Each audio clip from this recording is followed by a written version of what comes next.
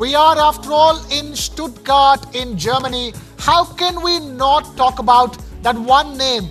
That one name which is the most loved luxury car name in India. In fact, we have a very loyal customer of that name here amongst us, Mr. Barun Das. Of course, we're talking about Mercedes. Stuttgart is the home of Mercedes-Benz. And of course, Hemant Sharma ji is well a loyal customer of Mercedes with us as well. So, we have to talk about Mercedes. Absolutely, and with us is Mr. Santosh Iyer for Coach Speak on how they drive a billion aspirations. Take a look first.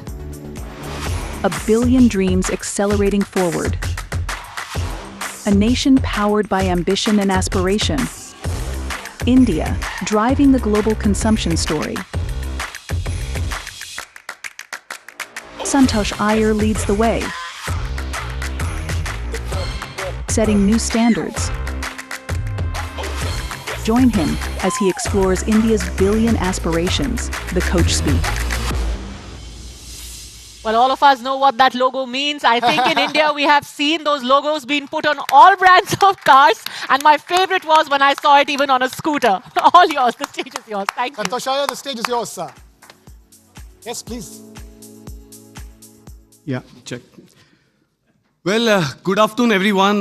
Distinguished, bureaucrats, if they are in the room. Otherwise, the policymakers, also eminent business personalities, my colleagues, some of you here, and also, I would say, from my colleagues from the headquarters who are also joining me in some time. It's an honor for me to speak at this TV9 Global Summit. Thank you, Barun Das. I think, the entire TV9 team for putting together such a great, fantastic show. Yesterday evening was quite emotional for me. Been coming to Stuttgart for 15 years. As a proud Indian, the topic is now being given to me is about driving a billion aspirations. I think the timing cannot be right, better than current one. And if I look at this, our presidency at the G20 last year clearly underlined our aspirations and showcased India's commitments to foster inclusive growth and sustainable development. By championing multilateralism and we as a country, India aligns as a global citizens for the global progress. And today I will like to highlight some of this here. To start with, TV9 doing such as hosting a summit, outside of India, in Stuttgart by an Indian media organization is actually remarkable, because I think this has never been done. At least I have been in India 25 years in the automotive industry, 15 odd years now handling media. I have never seen such a great initiative. So kudos to the TV9 entire organizational team. A lot of commitment here. At the same time, please. At the same time, India is a land of superlatives. Yesterday evening, we had politicians, we had also a lot of discussions around how India is growing, the GDP share. But I have been in this company now for 15 years, and back home in Stuttgart, the discussion always is, when will India have the biggest growth story coming in? And there is a famous economist who said that India has disappointed both the pessimist as well as the optimist over a period of time. But today, I think I will maybe share a couple of examples. And starting from the luxury car market, yesterday Mr. Scindia said that, we have something called strategic patience. 30 years in India, we were doing 2,000 cars. Today, we do 20,000 cars. But it's half glass full, half glass empty, because when I look at some other markets, they may even do 200,000, 500,000 cars. So when will that trigger happen? And also, being world's 5th largest economy, we don't see Indian brands outside, be it banks, contractors, consulting firms, accounting firms. They are still not originating out of India. So that's one way to look at it. But on the other way to look at it, India is I would say, the 3rd largest automotive market in the world. We have more than 4.5 million passenger car vehicles being produced and sold in India. I think that's quite remarkable. A lot of ultra-rich HNIs also reside. You can see a consumption boom happening in India. So a lot of things have changed the corner. I won't go into the infrastructure growth happening. A lot has been said. A lot is known here. But when I look at the data, Germany has 13,000 kilometers of Autobahn. India is building 5 times that in 5 years. That's the kind of pace of infrastructure development that's happening. And we as Mercedes-Benz, we are seeing this. With this change in development, we also see change in aspirations. The per capita income now going up to $3,000. We have clearly seen a lot of aspiration. And I think the three-pointed star really represents I would say, a dream of many Indian to get into this car at some point of time. And what we can see today is on one side, the per car penetration today in India is around 40 per 1,000 people. This you compare with Germany, it's around 600. So one can argue that there is a very long runway and a billion people dreaming they should get into cars. But when you look at public policy, clearly India also has its own set of challenges. We are a growing country, and it's very clear that public transport should be one of the biggest, I would say, lever to ensure that more people get sustainable modes of transport. And then, of course, driving luxury cars or even a car itself is a luxury to a large segment of society today. But this is where that's the pivot that we see, that the billion dreams in India will drive that pivot going forward. In my view, there are 4 mantras, apart from many things that has been said till now, for the billion dreams and aspirations to grow.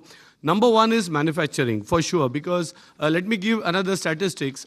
For every truck or bus manufactured and sold, you create 14 jobs. For every car that is made, again, you create close to 12 to 13 jobs in India. So if you see 4 million cars being sold today, just imagine the number of job creation that's happening.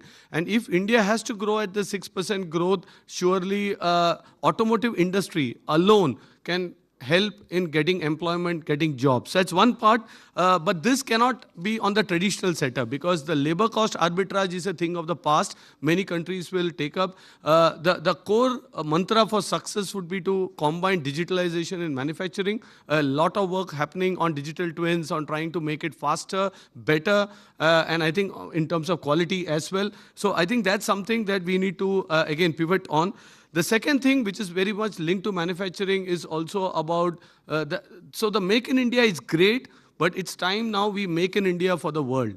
And here, from the automotive industry standpoint, it's very clear that yes, there are aspirations. A lot of people ask us, are you going to export? At this stage, the answer is no, because one thing that you need to do this is also a free trade, because this is something that we have been, as a multinational company, always been advocating. Borders need to be open to facilitate free trade. We are also now in India formed a lot of associations. Stefan Alusa is here from AHACA. We have been discussing this during the recent APK as well. And I think this, our job is also to educate Indian industries to ensure that they don't feel the threat of a free trade, because free trade means both the economies grow. We need to have a win-win equation when it comes to these FTAs.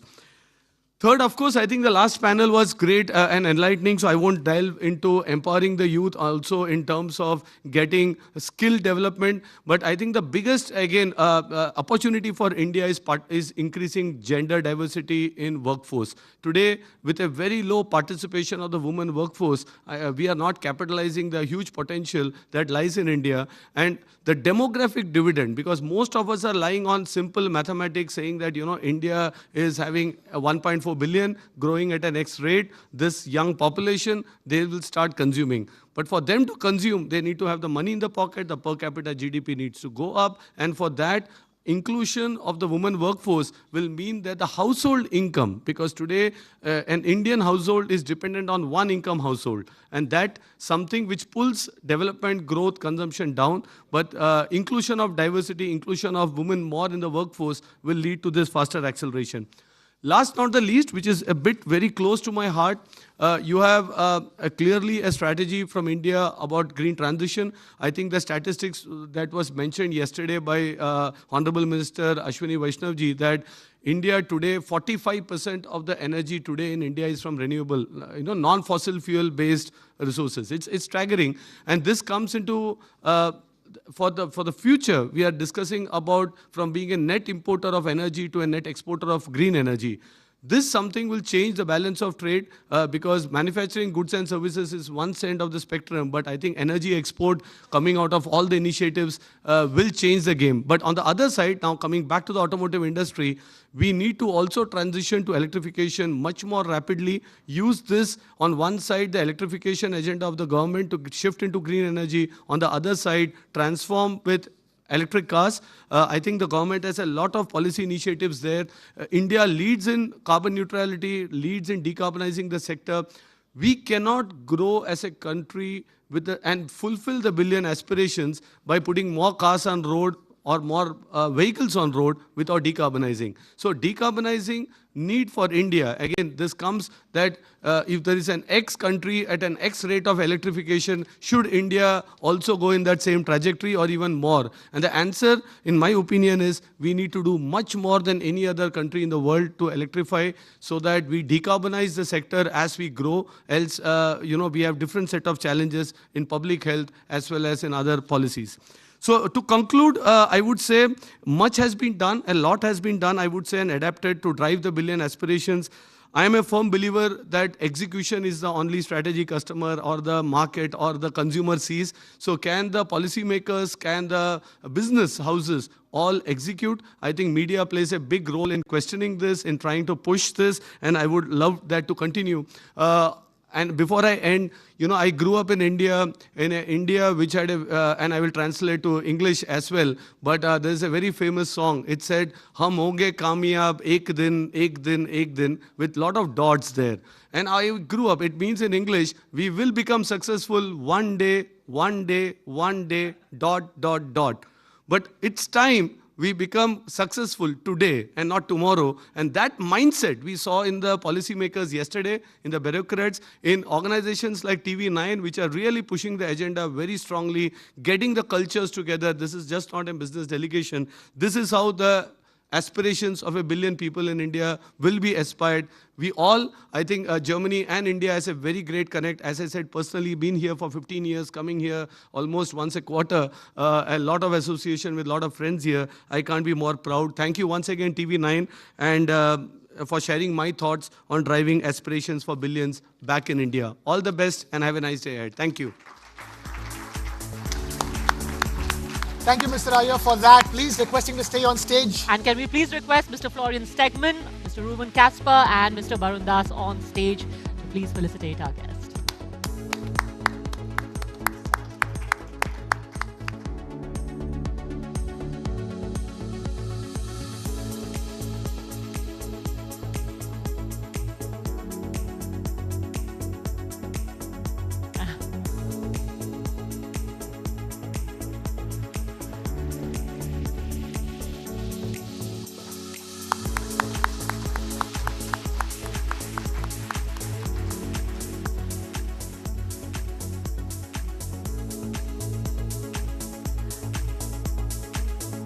Thank you very much, gentlemen.